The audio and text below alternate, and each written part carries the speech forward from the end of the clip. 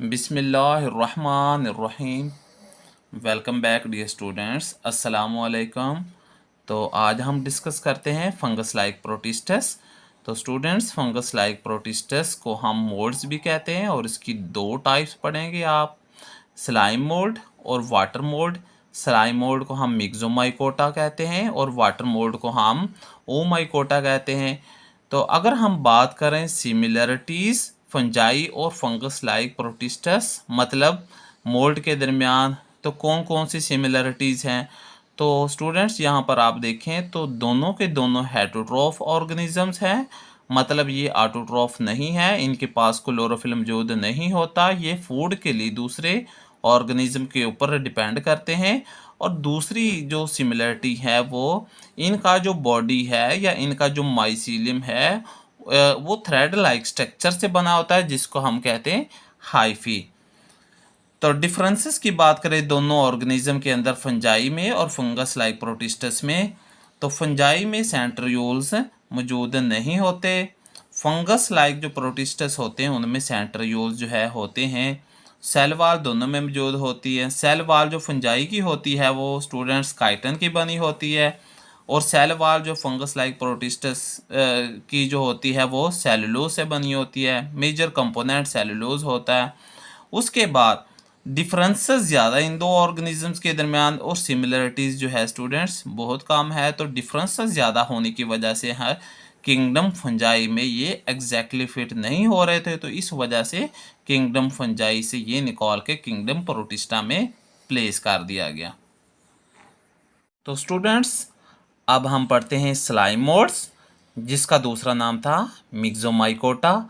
तो स्टूडेंट्स, इसके दो स्टेजेस होते हैं, एक को हम कहते हैं फीडिंग स्टेज और दूसरे को हम कहते हैं रिप्रोडक्टिव स्टेज। तो फीडिंग स्टेज जो होता है इनको हम कहते हैं प्लाज्मोडियम। स्टूडेंट्स, यहाँ पर रिकॉल करें, जो प्लाज्मोडियम है ये एक कॉजेटिव एजेंट भी हुआ करता था। लास्ट टाइम हमने एपिकम्प्लेक्सन्स के अंदर पढ़ा हुआ था, ये कॉजेटिव एजेंट होता है मलेरिया का। तो ये फीडिंग स्टेज भी होता है, किस चीज़ का होता है, स्लाइमोड्स का। तो और इनके करैक्टर्स की बात करें तो ये multi nucleoid mass of cytoplasm रखता है, मतलब साइटोप्लाज्म इनका एक ही होता है, इनके अंदर मल्टीपल न्यूक्लियस होते हैं। जैसे कि आप यहाँ पर देख सकते हैं प्लाज्मोडियम की डायग्राम दी हुई है। प्लाज्मोडियम ये एक ही साइटोप्लाज्म है, एक ही साइटोप्लाज्म में आपको नज़र आ रहे हैं डिफरेंट जो है आप कह लें मल्टीपल न्यूक्लियस नज़र आ रहे हैं, तो इसको हम कहते हैं multi nucleoid mass of cytoplasm. तो स्टूडेंट्स, इनकी जो अपीयरेंस होती है वो स्लाइमी अपीयरेंस होती है। तो स्लाइमी अपीयरेंस कैसे आपको पता चला, इनका जो नेम है मिक्सोमाइकोटा, मिक्सो कहते हैं स्लाइमी अपीयरेंस को, माइकोटा ये फंजाई को रिप्रेजेंट करता है। तो मिक्सोमाइकोटा ये कोई ऐसी फंगस हैं जिनकी अपीयरेंस जो है वो स्लाइमी होती है। तो स्टूडेंट्स, इनको जहाँ कहीं भी ऑर्गेनिक मैटर या डिकेइंग लॉग्स या इनको कहीं भी कोई गला सड़ा मवाद लीफ लिटर मौजूद नज़र आए, तो ये फौरी तौर पर अपने साइटोप्लाज्म को ये करीब करवाते हैं, अपने साइटोप्लाज्म को ये स्ट्रीम करवा देते हैं उस ऑर्गेनिक मैटर के ऊपर। इस तरह साइटोप्लाज्म से उन नेटवर्क ऑफ चैनल्स बना लिया जाता है। जैसे कि आप यहाँ पर देख रहे हैं कि इनके ये साइटोप्लाज्म की एक प्रोजेक्शंस बाहर को निकली हुई एक चैनल बना हुआ है, तो ये एक रैपिडली स्प्रेड कर जाता है उस ऑर्गेनिक मैटर के ऊपर। तो इसका मकसद क्या होता है इस तरह स्प्रेड करने का, तो स्टूडेंट्स इनका जो मकसद होता है वो जितना भी बैक्टीरिया है तो इनको इनगेस्ट करता है इस तरह मूवमेंट करके, या यीस्ट है इनको इनगेस्ट करता है, उसके बाद डिकेइंग ऑर्गेनिक मैटर या स्पोर्स के लिए, मतलब अपनी फूड लेने के लिए ये अपने साइटोप्लाज्म को इतना स्प्रेड कर लेता है। तो दूसरी जो है रिप्रोडक्टिव स्टेज है। तो रिप्रोडक्टिव स्टेज जैसे कि आप देख रहे हैं प्लाज्मोडियम है, प्लाज्मोडियम को फूड मिलते रहे, मतलब इनके लिए एनवायरमेंटल कंडीशंस सूटेबल रहे, तो ये प्लाज्मोडियम ग्रो करता रहेगा, अपनी साइटोप्लाज्म की स्ट्रीमिंग करता रहेगा।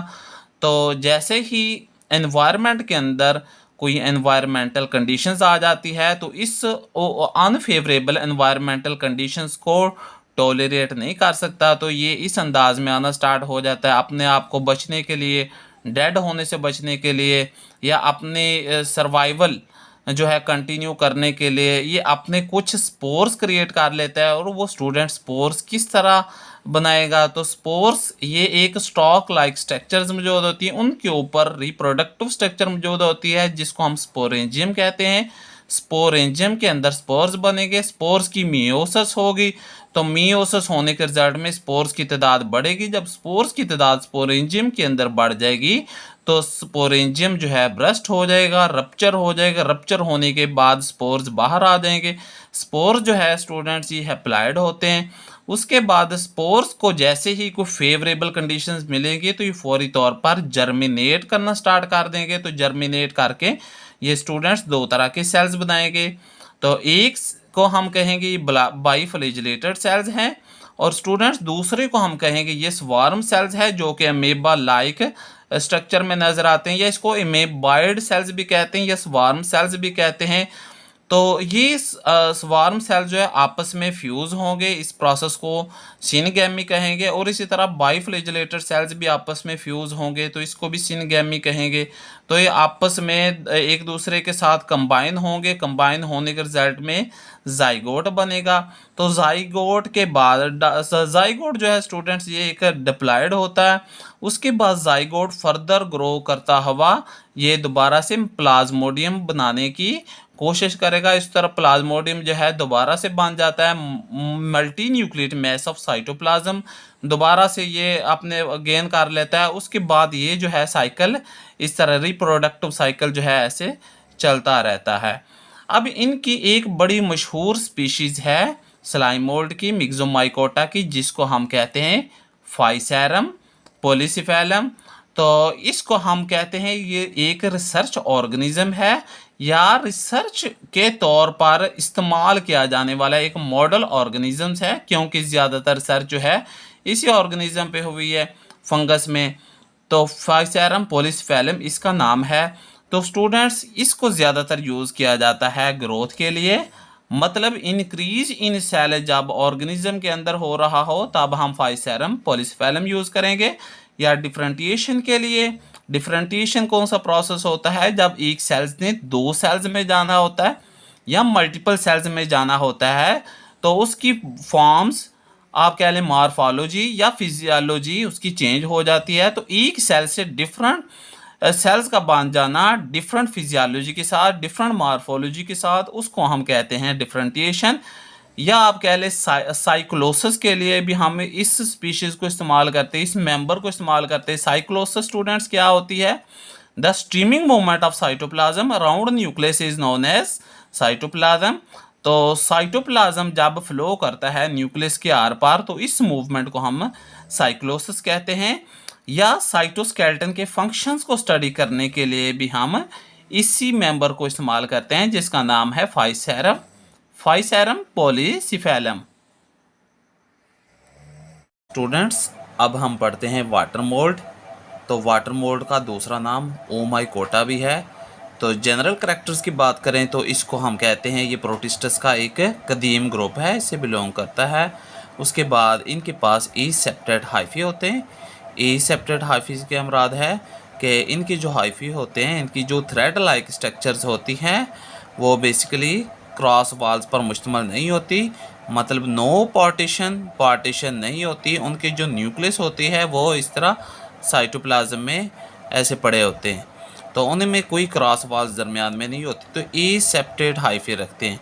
उसके बाद इनकी जो सेल वॉल होती है स्टूडेंट्स वो सेलुलोज से बनी होती है। तो इसका एक बड़ा मशहूर मेंबर है इसकी एक मशहूर स्पीशीज़ है जिसको हम फाइटोफथोरा इन्फेस्टेंस कहते हैं। तो इसका अपने ज़माने में एक इनफेमस रोल है, क्योंकि इस पैरासाइट की वजह से, इस मेंबर की वजह से, इस स्पीशीज़ की वजह से बहुत सारे जो है डिजीज़ हुई। बहुत सारे डिजीज़ की वजह से बहुत सारे लोग ऐसे थे जो जिन कंट्रीज़ में ये डिज़ीज़ आई उनकी वजह से ये डेथ हो गई। तो इसको हम कह सकते हैं इसने अपने ज़माने में एक नेगेटिव रोल प्ले किया है, एक इनफेमस रोल प्ले किया है। तो इस वजह से फाइटोफथोरा इन्फेस्टेंस एक नेगेटिव रोल के लिहाज से पहचानी जाती है। तो क्या हुआ 1840 में आयरलैंड के अंदर बहुत ज़्यादा बारिशें हुई बहुत ज़्यादा बारिशों की वजह से। और बारिशें कब हुई? मौसम गर्मा में। मौसम गर्मा में बारिशें ज़्यादा होने की वजह से टेम्परेचर जो है बहुत कम हो गया, और टेम्परेचर बहुत कम होने की वजह से यही फाइटोप्थोरा इन्फेस्टेंस जो है ये बहुत आप कह लें अंधाधुंध जो है इनकी तकसीम हुई, मल्टीप्लाइड अनचेक्ड, बहुत ज़्यादा बेहिसाब जो है तरीके से इसने अपने आप को डिवाइड किया, इसकी ग्रोथ हुई, इसकी जो ग्रोथ हुई उसके बाद इसकी बहुत ज़्यादा मल्टीप्लिकेशन होने से, तादाद बढ़ने से एक डिज़ीज़ काज हुई, जिस डिज़ीज़ को हम कहते हैं लेट ब्लाइट ऑफ पोटैटोज़। तो students, late blight of potatoes जो है ये एक डिज़ीज़ का नेम है। ये किसकी वजह से हुई? फाइटोप्थोरा इन्फेस्टेंस की वजह से, और ये आयरलैंड के लोगों में हुई। आयरलैंड, तो आयरलैंड के जो लोग हैं, आयरिश पीपल जो है, उनकी जो स्टेपल फूड है वो उस वक्त पोटैटो हुआ करती थी। पोटैटोज़ के ऊपर अपनी जो है ये फूड के लिए डिपेंडेंस उनकी हुआ करती थी। तो जब पोटैटोज़ के ऊपर इसी बीमारी ने हमला किया, फाइटोप्थोरा इन्फेस्टेंस ने जब अटैक किया, तो पोटैटो की जो ट्यूबर्स हैं उसको रोट करना स्टार्ट कर दिया, उसको डैमेज करना स्टार्ट कर दिया, ख़राब कर दिया। तो इस वजह से जो जो लोगों ने मतलब वो फूड स्टेपल खाई, तो उसमें ये डिज़ीज़ काज हो गई। डिज़ीज़ काज होने की वजह से ये उन लोगों की जो है डेथ हो गई। तो 19th सेंचुरी में स्टेपल फूड कहते हैं बुनियादी खुराक, अहम खुराक, जो कि बुनियादी खुराक होती है। जैसे कि एशिया के जो लोग हैं वो आप कह लें मकई पर भी डिपेंड करते हैं, राइस के ऊपर भी डिपेंड करते हैं, उसके बाद मोस्टली जो है ये वीट के ऊपर डिपेंड करते हैं। तो 19th सेंचुरी में यही डिज़ीज़ जो है बहुत ज़्यादा स्प्रेड हुई। डिज़ीज़ स्प्रेड होने की वजह से इन्होंने पोटैटोज़ के ऊपर अटैक किया। पोटैटोज़ के ऊपर अटैक होने से पोटैटोज़ की जो क्रॉप्स है वो डिस्ट्रॉय हो गई। जिन पीसेंट्स ने, अब आयरलैंड के जो पीसेंट थे, बशिंदे थे, उन्होंने जैसे जैसे ये स्टेपल फूड जो है खाई, तो उससे क्या हुआ कि उन लोगों में एक डिज़ीज़ आई जिसको हम लेट ब्लाइट ऑफ पोटैटोज़ कहते हैं, जिसकी वजह से डेथ होना स्टार्ट हो गई। तो डेथ कितनी हुई? तो इस डिज़ीज़ की वजह से डेथ भी होगी। डेथ जो है 2,50,000 से लेकर 1 मिलियन जो है लोग इसकी वजह से है मौत का शिकार हो गए। तो इसी के पेश नज़र लोगों ने, हालात के पेश नज़र लोगों ने माइग्रेशन स्टार्ट करना शुरू कर दी, क्योंकि एक हिस्से में अगर बीमारी का अटैक हो जाता है तो कुछ लोग जो है अपने आप को उस डिज़ीज़ से बचने के लिए दूसरे किसी सेफ़ जोन की तरफ जाना स्टार्ट कर देते हैं, और दूसरे कंट्रीज़ में लोगों ने जाना स्टार्ट कर दिया। जिस तरह यूनाइटेड स्टेट ऑफ अमेरिका है, यूएसए में लोगों ने जाना स्टार्ट कर दिया। तो अब भी चले जाए, यूएसए में बहुत ज़्यादा मैसिव क्वांटिटी लोगों की जो है रिच पीसेंट्स की है। तो आप यहाँ पर स्टूडेंट्स देख रहे हैं, ये एक प्लांट लिया हुआ है पोटैटो का। तो प्लांट जो है इसका सिर्फ एक लीफ का सेक्शन निकाला गया है। तो लीफ के सेक्शंस में आपको नज़र आ रहा है ये स्टोमेटा है, और ये लोअर एपिडर्मिस, ऊपर वाले कुछ फोटोसिंथेटिक सेल्स हैं। मतलब ये कि ये मेसोफिल सेल्स हैं। तो किस तरह मेसोफिल सेल्स के ऊपर अटैक होता है इसी एसेप्टेट हाइफी, तो हाइफी जो है इन सेल्स में पेनेट्रेट कर जाता है। सेल्स में पेनेट्रेट होने के बाद फिर ये स्टोमेटा से होता हुआ बाहर रिप्रोडक्टिव स्ट्रक्चर्स बना लेता है। रिप्रोडक्टिव स्ट्रक्चर्स में स्पोर्स बन जाते हैं। स्पोर्स जो है जब हद से ज़्यादा तजावज़ कर जाएंगे, बढ़ जाएंगे, तो उस वक्त स्पोरेंजियम जो है वो ब्रस्ट हो जाता है, और यही स्पोर्स बाहर आ जाते हैं। बाहर आने के बाद ये दूसरे जो हेल्दी प्लांट्स होते हैं पोटैटोज़ के, उसको ये डैमेज करना स्टार्ट कर देते हैं, जिसकी वजह से ये डिज़ीज़ जो है दूसरे हेल्दी प्लांट्स को भी ये अफेक्ट करना स्टार्ट कर देती हैं। तो स्टूडेंट्स, इसी के साथ ही हमारा लेक्चर ख़त्म हुआ। इजाज़त दें। अल्लाह हाफिज़।